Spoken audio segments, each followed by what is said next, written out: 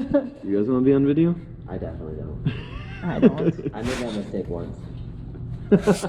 I made that mistake once.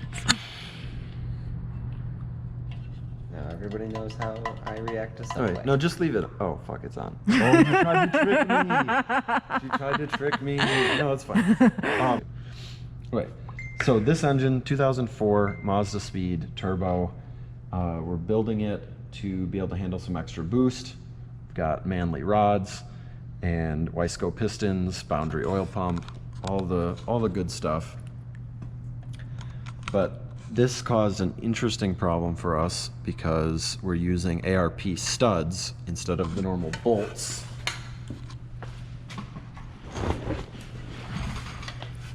Like normally, from the factory, you just come with a bolt that sits in there. And the problem is that these sit a little bit higher up. So on a non-Mazdaspeed engine, regular 1.8, you'd have the windage tray that sits on here. And that's all fine. You've got plenty of clearance if you look in here. You've got plenty of clearance between the stud and the tray. So that's no big deal. We actually have a very similar build coming up next week that will use this windage tray. It's a regular, it's going to become a turbo Miata, but it was not one to begin with.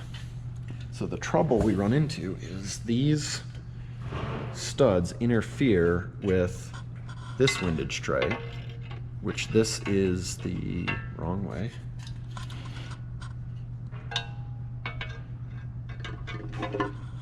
So this tray, which is Mazdaspeed specific,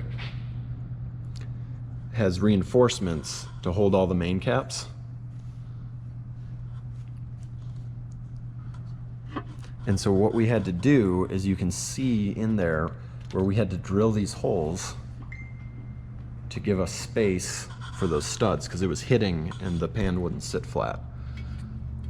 So you can see, if you look on the pan here, we had to add, these holes did not exist. I wish I had gotten a little bit of video before we had done that. And then on the back, we had to notch this out, oops, through there for clearance. So this is just sort of standard procedure for running these studs on a Mazdaspeed engine.